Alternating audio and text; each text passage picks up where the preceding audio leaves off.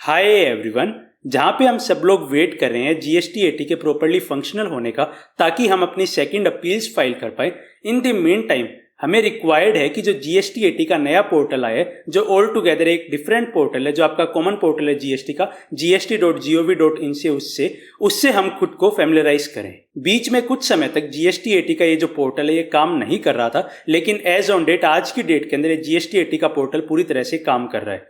तो आज की इस वीडियो के अंदर हम समझेंगे इस जीएसटी एटी पोर्टल का सबसे पहला बेसिक स्टेप कि जीएसटी एटी पोर्टल के ऊपर आपको रजिस्टर कैसे करना है। तो आपकी स्क्रीन के ऊपर आपके सामने जीएसटी एटी का पोर्टल मैंने खोला हुआ है, जिसका आपको लिंक यहाँ पे मिलेगा gst80.gov.in के ऊपर। अगर आप जाएंगे तो आप ये जीएसटी एटी का पोर्टल देख सकते हैं।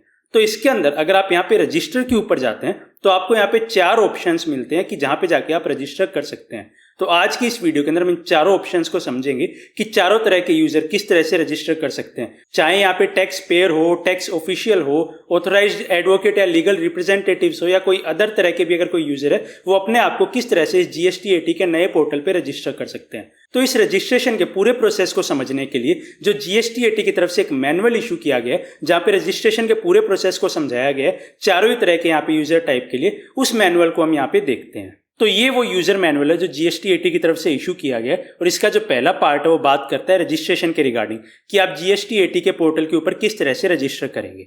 तो अगर आप देखेंगे तो यहाँ पे सबसे पहले हमने जो चीज पोर्टल के ऊपर करके देखी कि आपको यहाँ पे रजिस्टर का बटन दिखाई देगा। इस रजिस्टर के बटन के ऊपर क्लिक करने के बाद यहाँ पे आपको 4 ऑप्शंस दिखाई देंगे, जो कि हमने देखा टैक्स पेयर का ऑप्शन यहाँ पे आपको, टैक्स ऑफिशियल का ऑप्शन यहाँ पे है, ऑथराइज्ड एडवोकेट, लीगल रिप्रेजेंटेटिव, या फोर्थ केस कोई भी अगर एनी अदर केस है, वो चारों ही ऑप्शन, चारों यूजर टाइप आपको यहाँ पे दिखाई देंगे, और आपको अपना पर्टिकुलर यूजर टाइप यहाँ पे सेलेक्ट करना होगा। अब यहाँ पे एक बहुत ही इंपॉर्टेंट क्वेश्चन आ जाता है कि कोई भी एक पर्टिकुलर पर्सन है, वो 2 तरह के यूजर टाइप के अंदर यहाँ पे फिट हो रहा है। मान लीजिए कि वो टैक्स पेयर भी है और यहाँ पे वो ऑथराइज्ड रिप्रेजेंटेटिव भी है। अगर मैं आपके सामने एग्जांपल दूं तो मान लीजिए कोई एक सीए फर्म है।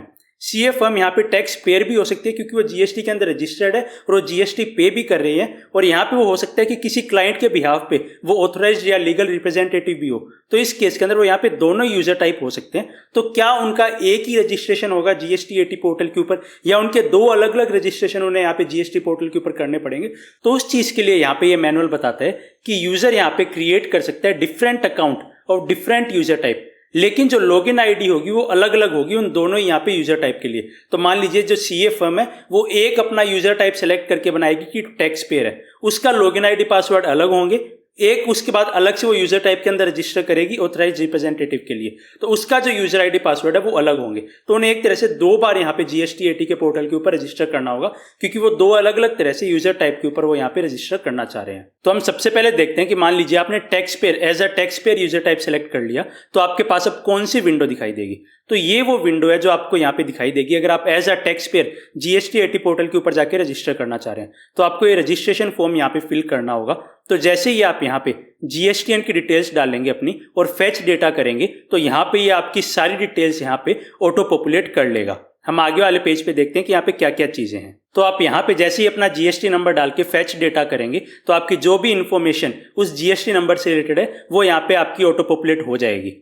इसके बाद आपकी जो लॉगिन आईडी है वो यहाँ पे आपको स्पेशली देखना है। यहाँ पे जो आपकी लॉगिन आईडी है वो भी यहाँ पे आ जाएगी, और वो आपका क्या होगा, जो आपके जीएसटीएन है, जीएसटी नंबर है, वही आपकी यहाँ पे लॉगिन आईडी यहाँ पे उठाएगा। इसके बाद आपके मोबाइल नंबर और ईमेल आईडी भी यहाँ पे ऑटो फैच हो जाएंगे आपके जीएसटीएन से, लेकिन आपको मोबाइल नंबर और ईमेल आईडी को यहाँ पे सेंड ओटीपी करके यहाँ पे उसका वेरिफिकेशन कंप्लीट करना होगा, मोबाइल नंबर और ईमेल आईडी का दोनों का। तो जब आप अपने मोबाइल नंबर और ईमेल आईडी को वेरीफाई कर देंगे तो इसके बाद आप प्रोसीड कर सकते हैं सबमिट करने के लिए। आप जब सबमिट कर देंगे तो आपके जो लॉगिन क्रेडेंशियल्स है कि आप जीएसटी एटी पोर्टल के ऊपर फ्यूचर के अंदर लॉगिन किस तरह से कर पाएंगे, तो वो जो आपके लॉगिन क्रेडेंशियल्स है वो आपको शेयर कर दिए जाएंगे आपकी मेल आईडी पे। आपको मेल आईडी पे आपके यूजर आईडी और पासवर्ड मिल जाएंगे, उनको यूज करते हुए आप फ्यूचर के अंदर जीएसटी एटी पोर्टल के ऊपर लॉगिन कर सकते हैं। तो ये तो बात होगी कि एज अ टैक्स पेयर आप किस तरह से जीएसटी एटी पोर्टल के ऊपर रजिस्टर करेंगे।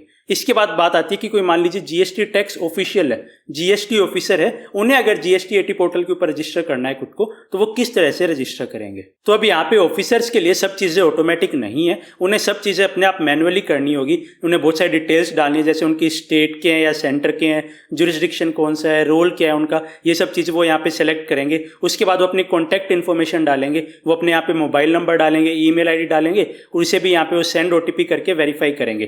ये चीज़ें करने के बाद उनके यहाँ पे अपनी सारी डिटेल्स डालने के बाद उनके पास भी सेम सबमिट एंड नेक्स्ट का ऑप्शन आएगा, जहाँ पे वो सबमिट एंड नेक्स्ट करके आगे प्रोसीड कर सकते हैं। तो अब तक यहाँ पे हमने देखा टैक्स पेयर और टैक्स ऑफिशियल्स के लिए यहाँ पे एक ही स्टेप का यहाँ पे प्रोसेस है, लेकिन इसके बाद बारी आती है जो ऑथराइज्ड रिप्रेजेंटेटिव्स है, जो एडवोकेट्स है, जो सीएज है, उनके लिए यहाँ पे किस तरह से वो रजिस्टर करेंगे GST-AT पोर्टल पे खुद को। तो इसके लिए आप यहाँ पे देखें कि ये 2 स्टेप का प्रोसेस यहाँ पे आपका बेसिकली आपको देखने को मिलेगा। तो यहाँ पे सेम ऑथराइज्ड रिप्रेजेंटेटिव को भी यहाँ पे अपनी डिटेल्स यहाँ पे डालनी है कि उनके यहाँ पे क्या टाइप है, सब टाइप रिप्रेजेंटेटिव कौन से हैं, वो उनके यहाँ पे पिन कोड क्या है, किसको वो रिप्रेजेंट कर रहे हैं, टैक्स पेयर को कर रहे हैं, उनका नेम, एड्रेस वगैरह सब चीज़ें यहाँ पे वो डालेंगे, अपने एनरोलमेंट नंबर डालेंगे, रजिस्ट्रेशन नंबर डालेंगे कि बार काउंसिल के साथ या सी इंस्टीट्यूट के साथ उनके जो भी नंबर है वो यहाँ पे डालेंगे, मोबाइल नंबर और ईमेल आईडी डाल के अपने यहाँ पे OTP के थ्रू से वेरीफाई करेंगे।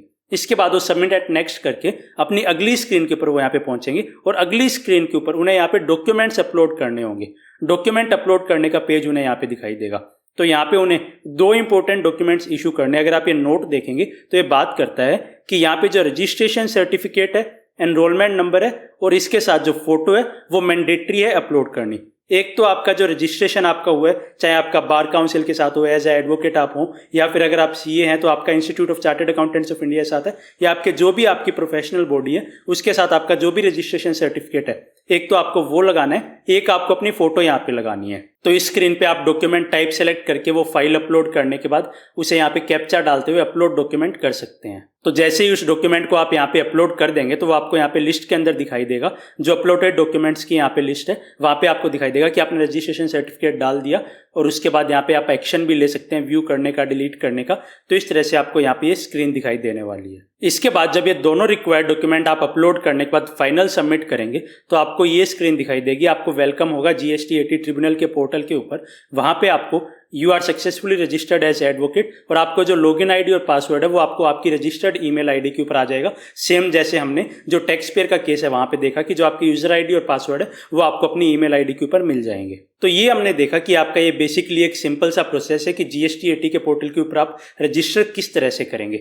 इसके बाद ये जो आपका मैनुअल है वो आगे बात करता है कि आपको फॉरगॉट पासवर्ड या आपका अकाउंट अनलॉक किस तरह से करना है। अगर आप पासवर्ड भूल जाते हैं तो क्या प्रोसेस आप यहाँ पे फॉलो करेंगे। तो ये वही चीज़ है जनरली जो हम और केसेस के अंदर भी देखते हैं और वेबसाइट्स के ऊपर भी देखते हैं। तो आप वैसे ही अपना अकाउंट यहाँ पे रिकवर कर सकते हैं। आप पासवर्ड अगर भूल गए हैं तो वहाँ से आप यहाँ पे फॉरगॉट पासवर्ड करके अपने पासवर्ड को रिकवर कर सकते हैं। तो उसी चीज़ के बारे के अंदर यहाँ पे ये मैनुअल आगे बात करता है, जिसे अगर आप चाहते हैं तो अपनी आगे आप खुद से देख सकते हैं। इसके बाद आगे मैनुअल बात करता है कि आप लॉगिन किस तरह से करेंगे पोर्टल के ऊपर। तो वो भी बेसिक चीज़ है कि आप यहाँ पे लॉगिन बटन के ऊपर जाके जो भी अपनी यूजर आईडी पासवर्ड है वो डाल के यहाँ पे लॉगिन कर सकते हैं। आपको ये डिस्क्लेमर देखने को मिलेगा, तो इस डिस्क्लेमर के अंदर क्या बात लिखी है उसे भी आप एक बार पढ़ सकते हैं कि ये डिस्क्लेमर आपका क्या है। इसे आपको एग्री करते हुए आपको लॉगिन यहाँ पे करना होगा। तो जब आप लॉगिन कर लेंगे तो ये वो डैशबोर्ड है, ये वो स्क्रीन है। बेसिकली आपको ये स्क्रीन दिखाई देगी, इसके ऊपर आपको बहुत सारे ऑप्शंस देखने को मिलेंगे। आपके कितने ड्राफ्ट केसेस है, आपने पेमेंट के ऑप्शन, पेमेंट ऑफलाइन के ऑप्शन, ई फाइल केसेस कौन कौन से आपके, तो ये सारे ऑप्शन आपको इस स्क्रीन के ऊपर दिखाई देंगे,